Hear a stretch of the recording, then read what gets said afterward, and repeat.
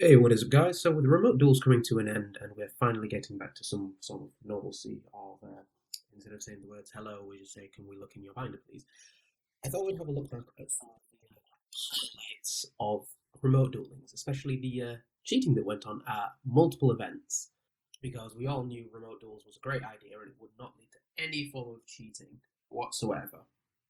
Now we knew about it within the first few days. We all kept on making jokes about it. I think if you go through the internet for more than 3 seconds, you'll find a lot of memes on it.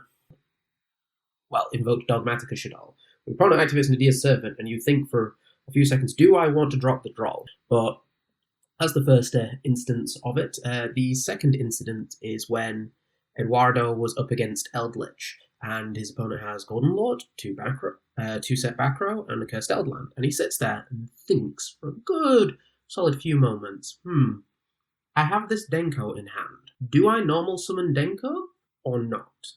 Now, if you have Denko in your hand in this situation, you just normal it because field already, he already has a Nian Nian and a Kowloon on the field. So there is no negative to normaling the Denko because he already has the starter stuff to start the Virtual World combo. But it's interesting to see that after you look at his list that he plays for, it's very interesting because when you do look at the list of what he was playing at the event, it calls into question even more because the random one-offs, the 14 card extra deck, where we've already all had the argument.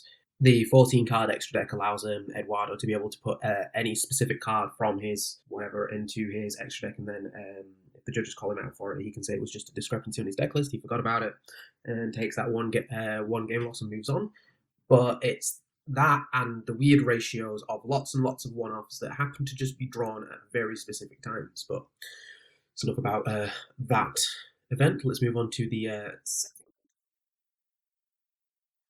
one we have for a notable moment during the World This was actually quite recent, well, filled with a lot of controversy under the fact that you're not allowed to film in the event because of laws on recording of people in their own homes and so on and so forth. But it led to this awkward moment where opponent activates impermanence in a column, then activates barrage in the same column, activates barrage's effect, and barrage then has the effect of Indigo Eclipse, where it can just change to a different zone. It's just blatant out cheating in this situation because if you continue watching the video, not only does he move the column, but when the judge gets called over, he actively just lies to the judge. Which, yeah.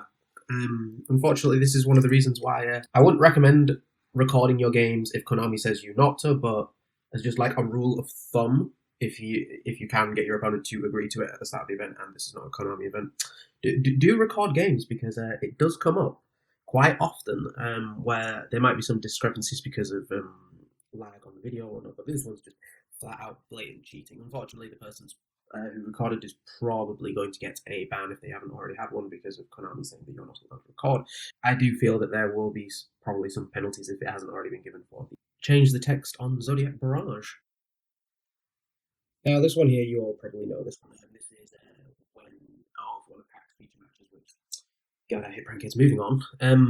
So in this one, it's the discrepancy of the false shuffle, where even Pac is throughout the whole video like really watching his opponent's hand on how they've shuffled the deck and how they cut it. Now there are some discrepancies that some people have on a card may have dropped onto the table, but it's the fact that of how he put just a random card that is not on camera nor either of the cameras of the one that you can see on the field and of the person in question, and just placing it to the top of the deck before shuffling. Now, this is just something that happened to just drop on the table, and it wasn't looked face up, but it just out of sportsman conduct, he should have offered to Pac just say, do you want to cut again? Obviously, can't cut through cameras, but cut top five or so on and so forth. But as Pac showing the proper way to do it is cutting on the table or at least on the camera so you can see and making sure that there is no question on stacking or anything of that sort. Now, the last one is a bit of a discrepancy one where we left below, or however you like between years, of how long it takes to resolve a card. So in this situation, opponent activates Herald's effect,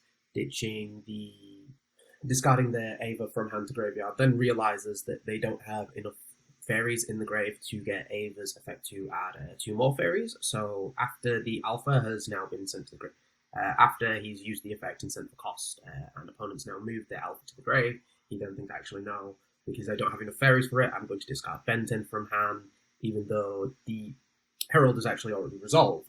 But this is it didn't really come up that much in the game because his opponent already won. But it's one of those discrepancies where it's a case of the card is already resolved in this situation, and it's given away. Unfortunately, like I do realize that there are misplays in the game, but unfortunately, high tier events like this misplays you just kind of have to take the L and move on from. But I will leave that guy up to you guys to decide whether or not that is some passive or active cheating there. But if there are any other moments where you guys seen cheating on remote duels major events, happily do let me know in the comments, and I will probably make an updated one where it shows better, well, more reasons why remote duels